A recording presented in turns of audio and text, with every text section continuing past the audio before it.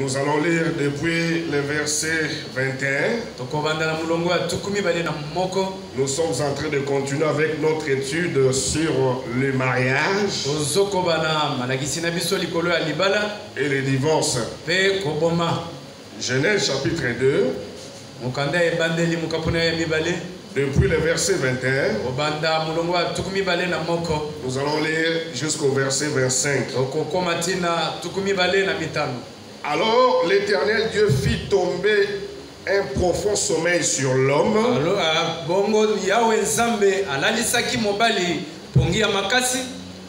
qui s'endormit. Il prit une de ses côtes et referma la chair à sa place. L'Éternel Dieu forma une femme de la côte qu'il avait prise de l'homme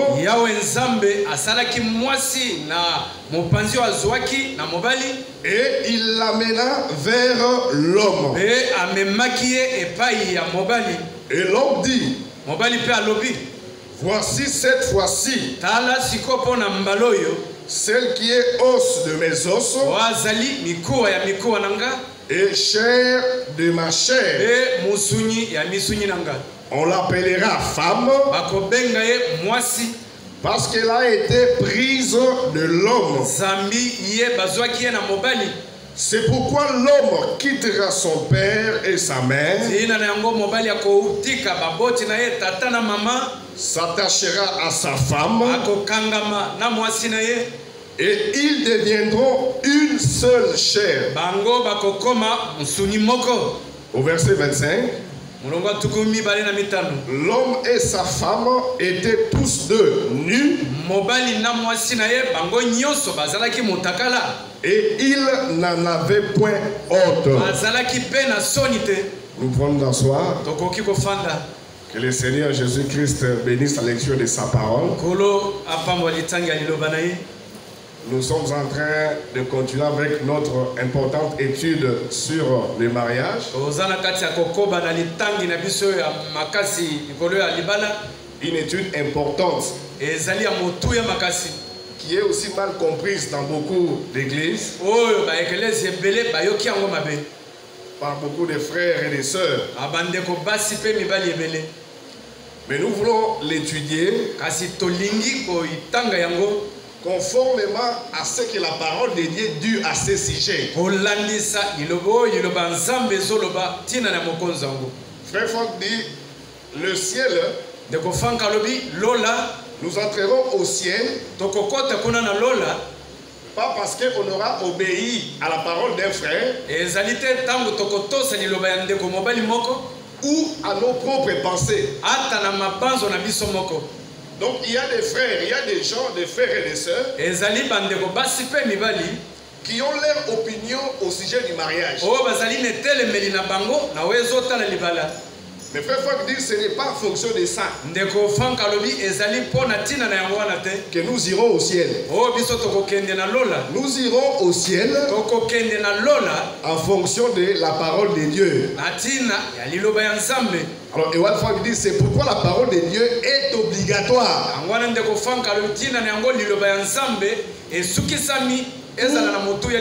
Il dit pour tout vrai enfant de Dieu. Amen. Si vous êtes un vrai enfant de Dieu, né de nouveau, frère Franck dit: la parole de Dieu vous est obligatoire. Alors il n'est pas question de dire: non, non, moi je pense que moi pour les mariages je pense comme ceci, ou moi je pense comme cela. Mais il est question de considérer que dit la parole de Dieu à ce sujet. Parce que c'est en fonction de cela que nous serons agréables devant Dieu. Pas avec nos propres opinions. On a vu la fois passée les choses qui avait lieu au commencement. Et les choses qui ont été changées après les commencements. Parce que maintenant nous sommes après les commencements. Nous avions commencé avec ça depuis le mercredi. Et le vendredi aussi. Mais bon nombre de frères et sœurs ne viennent pas la semaine. Alors le frère pourra aussi se répéter un peu pour permettre à ceux qui ne viennent pas la semaine de bénéficier aussi de quelque chose. Parce que maintenant nous sommes après les commencements. On a vu le vendredi que l'homme et la femme étaient tous des nus avant le commencement.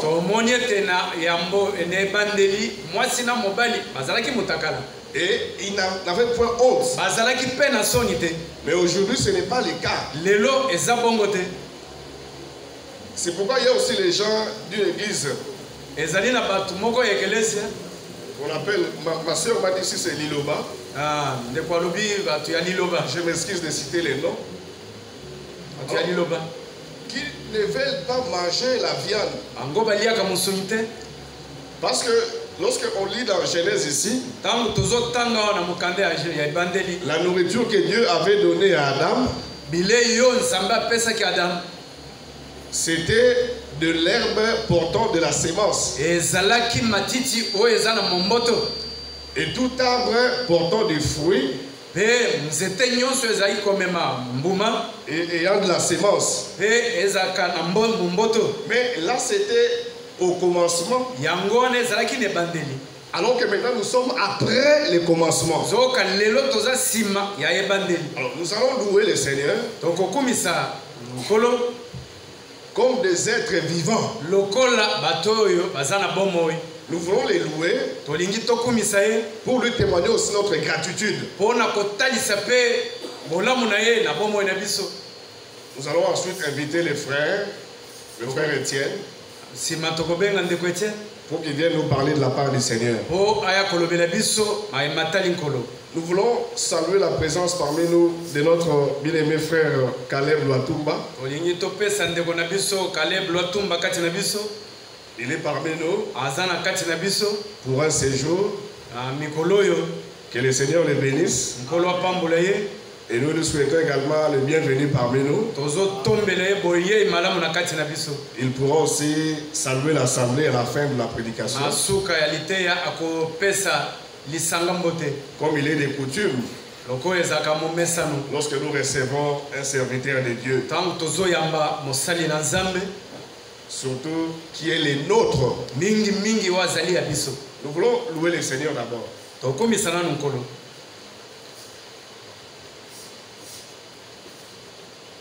Prenons deuxième partie du cantique, page 43. Voilà. Julie va jouer au four au moulin. Parce que le frère Robert est occupé du deuil. Le frère Robert a une occupation matanga. Il pourra nous rejoindre après. Aujourd'hui, nous avions connu un retard des embouteillages. Le frère Robert a retard pour l'embouteillage. Mais les autres vont se joindre après.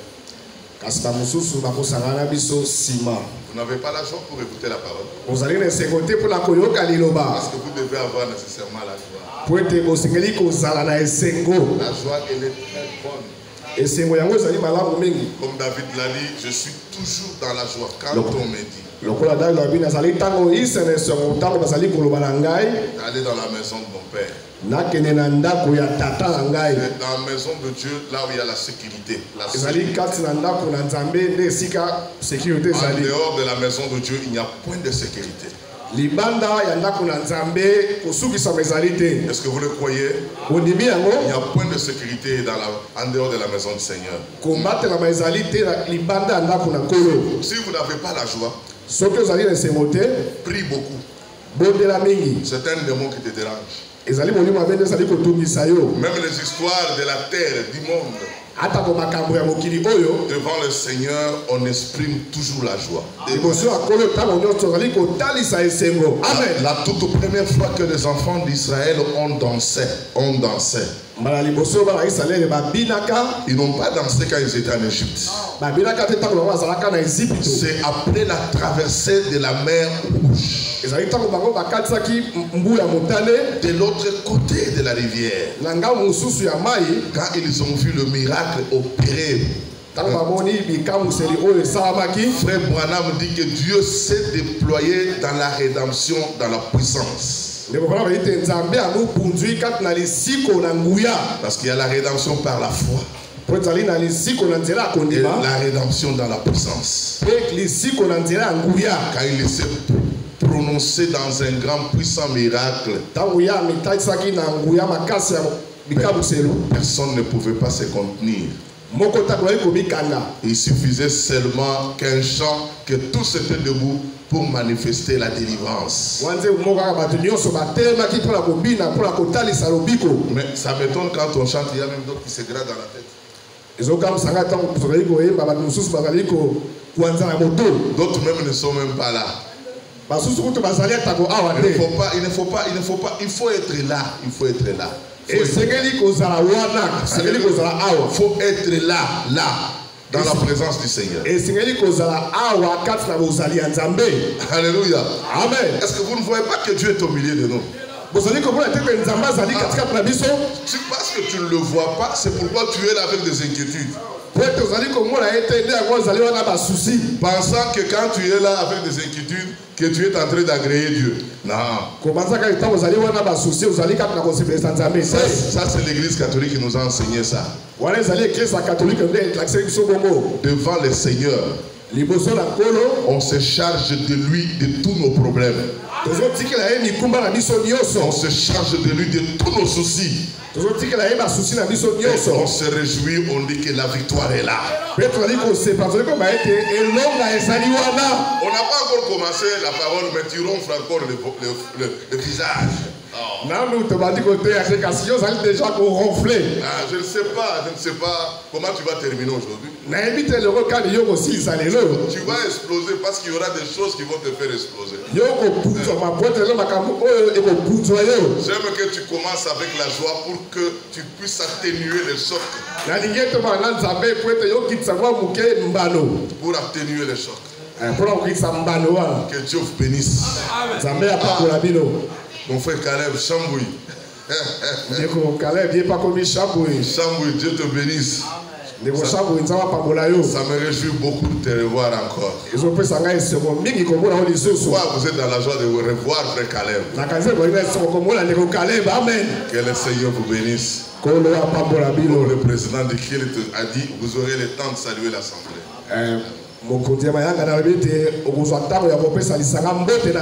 Je vais attirer votre attention. Prenons Genèse chapitre 1, verset 1. Le verset 1. Qu'est-ce que l'Écriture dit? Verset 1. Au commencement, Dieu créa le ciel et la terre. Qu'on s'arrête là. Au commencement, Dieu créa. Quand vous prenez cette écriture, mettez-les ensemble avec Jean chapitre 1 aussi. Jean de l'évangile chapitre 1. Il dit, au commencement était la parole. Et la parole était avec Dieu. Et la parole était Dieu. Jean l'apôtre dit que au commencement était la parole. Et c'est la parole qui a tout créé, la parole.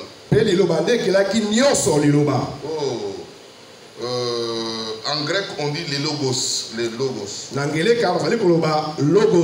logos. En hébreu on dit les hadaba. C'est le corps de la parole. Elohim, Dieu créateur. Quand nous l'appelons Dieu, c'est une erreur. Parce que Dieu, ça signifie un objet d'adoration. Tu peux faire de ce mouchoir un Dieu. Même ce micro, tu peux le faire un Dieu. Parce que tu l'aimes beaucoup. Alors tu peux faire ça d'un. Mais Dieu n'est pas un objet. Elohim n'est pas un objet. La tradition nous a rendu des choses bizarres. Quand on dit Dieu créa, non. Elohim créa. Elohim. Elohim n'a qu'il a qui. C'est comme ça. Elohim. Elohim n'a qu'il a qui. C'est le grand esprit qui existe par lui-même. On pouvait l'appeler aussi El. Eloa. Le grand esprit qui existe par lui-même. Mais lui, le grand esprit, pour qu'il devienne adorable, il faut qu'il y ait de sujets. S'il n'y a pas de sujet qui peut lui donner l'adoration, il n'y a pas l'adoration. C'est-à-dire, à l'éternité, il était là seul. Il existait par lui-même. Avant de créer le ciel et la terre. Est-ce que vous me suivez? Avant de créer le ciel et la terre, Elohim s'est fait un corps. C'est ce corps de la parole. C'est dans ce corps-là qu'il a commencé à créer toutes choses. C'est dans ce corps-là qu'il a créé même les anges. Parce que les anges, ce sont des êtres spirituels qui vivent au ciel. Ce sont des pensées de Dieu. Ce sont des esprits à son service. C'est pourquoi on les appelle les angelos. Ou bien le malak, ça veut dire le messager. Parce que Dieu les avait mis à son service. C'est ce que Moïse a écrit dans Genèse 1. Le livre de Genèse, Exode, Lévitique, Nombre, Deutéronome. On les appelle les livres de la loi. C'est Dieu qui a inspiré Moïse de les écrire tous les 5. D'autres aussi appellent ça les livres de Moïse. Mais qu'est-ce que Moïse a mis là? Il a mis que rien que la pensée de Dieu. Moïse dit au commencement Dieu créa. Non, au commencement Elohim créa. Mais Jean nous a montré comment il a créé. Au commencement était la parole. Ça veut dire Elohim, en tant qu'esprit, on ne peut pas le voir.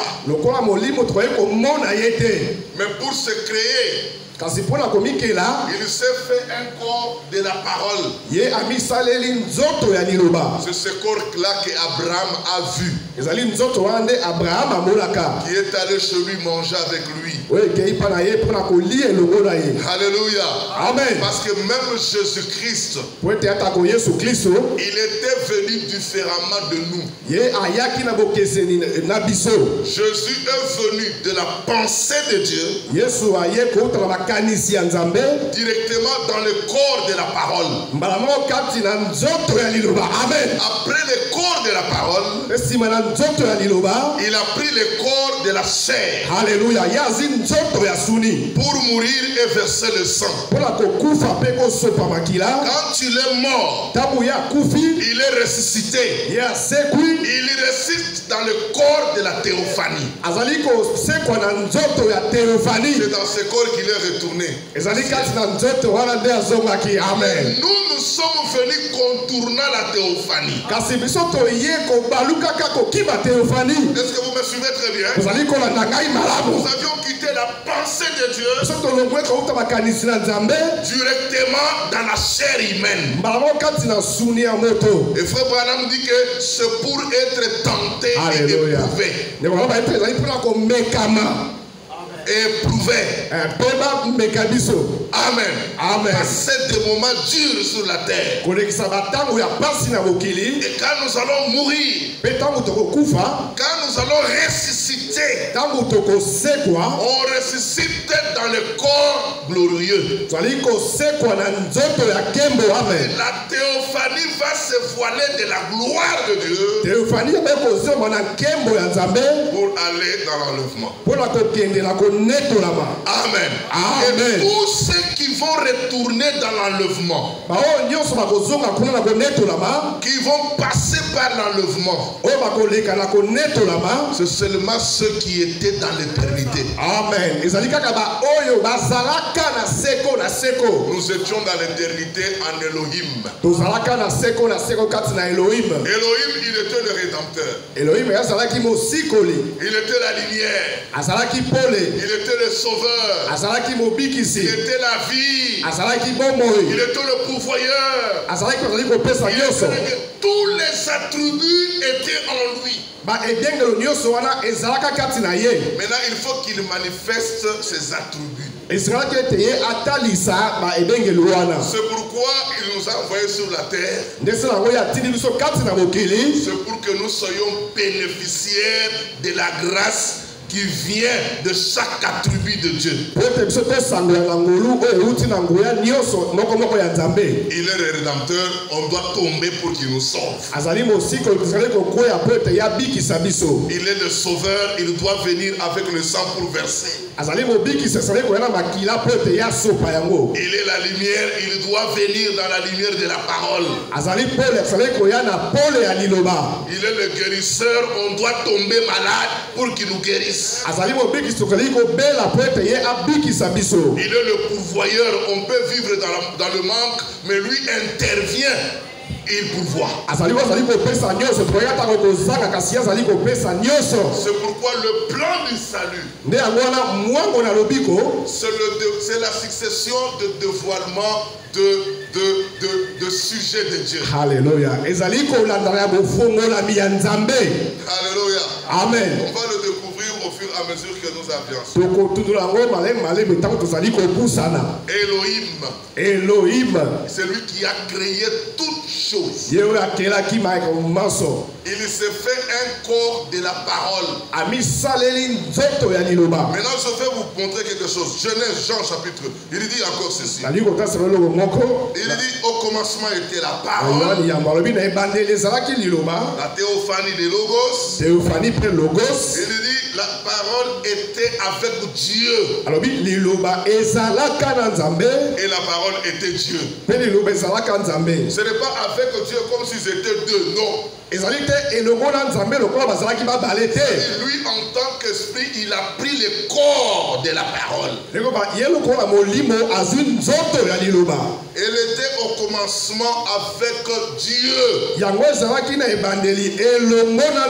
Toutes choses ont été faites par elle. Et rien de ce qui a été fait n'a été fait sans elle.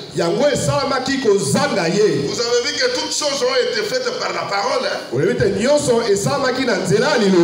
En elle, dans la parole, en elle, il y avait la vie.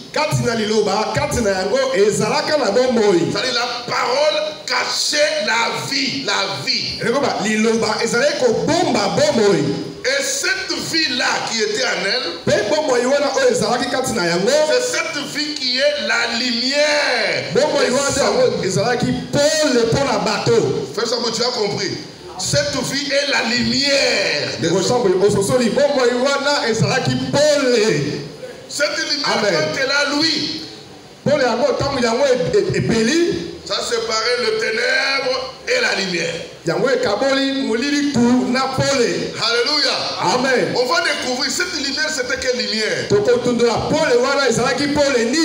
C'était quelle lumière? Ce n'était pas la lampe ou bien la torche. Retournez dans Genèse 1. La terre était informe et vide.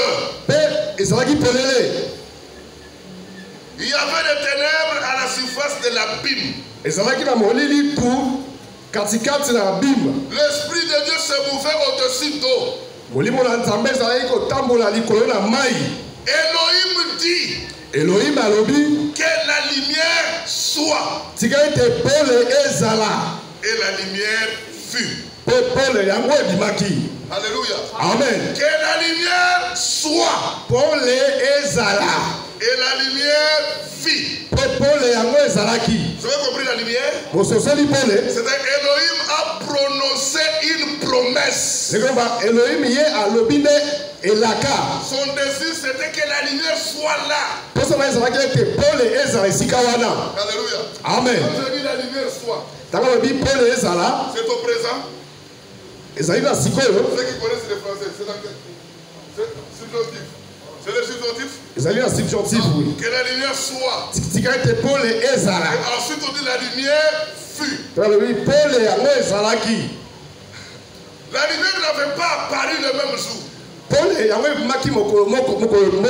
D'abord il y a eu la prophétie. Et après la prophétie, il y a eu l'accomplissement de la prophétie. Amen. Il y a eu l'annonce. Et ensuite, il y a eu la concrétisation. La lumière n'est que la parole prophétique. Amen. Sans la parole prophétique, la terre est vide et sans forme. Les groupes de prière n'ont pas de vie, n'ont pas de forme, sont vides.